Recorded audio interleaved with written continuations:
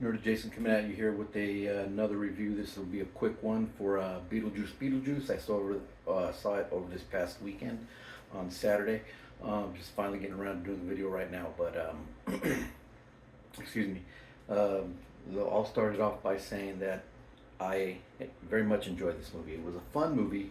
It was not as good as the first. Definitely not as good as the first, but it was still a pretty good movie.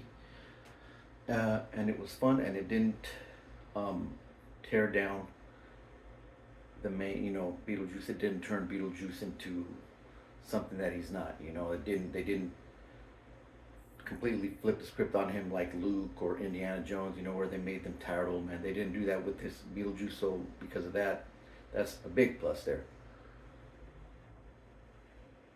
The movie was funny. Was well acted. It looked great. I mean, the direction was great. The practical effects. I thought everything looked really good in this movie.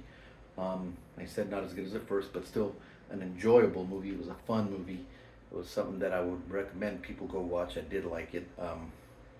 Like I said, biggest thing was the performances. Michael Keaton was great. Um, Winona Ryder was good. Jenna Ortega was very good. Catherine O'Hara, she's a good actress. I like her. She's a little over the top, but that's the character. So I thought everyone did a good job. What's his name? Justin Thoreau, I guess. I don't know. Whatever. I didn't like his character. Um, that is the one complaint I do have about this movie is maybe there was a little too many threads going on, too many story threads going on. Maybe if it would have concentrated on maybe two of these stories instead of the four or five that they had going and try to streamline it a little more.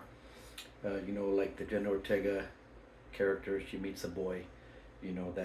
That story was interesting. They maybe could have gotten into that. Well, Monica Bellucci, actually she looked really good still. Her story with as being Beetlejuice's ex-wife. I like that story.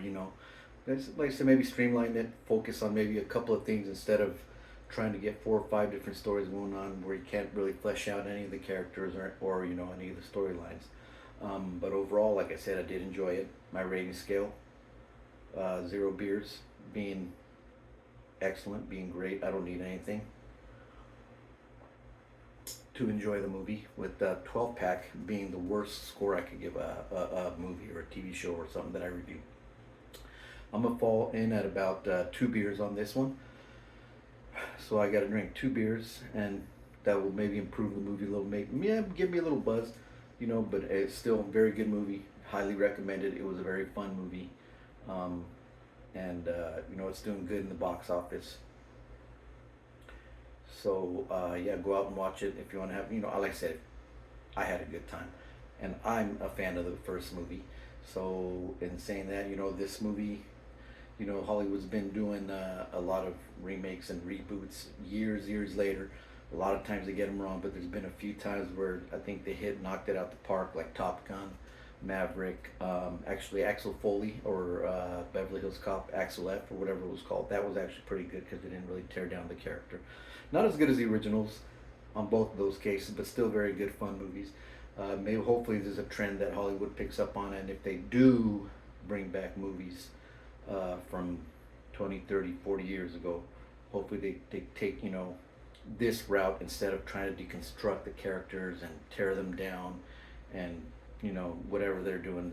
Hopefully they, because there's another, like I said, there's another one where they respect, seems like they respect what came before it, and no one's coming after the fans before the movie is released.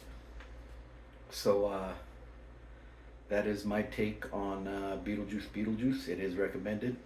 2 beers out of a 12 pack, which is a very good score. And that's it for now. Nerd Adjacent out.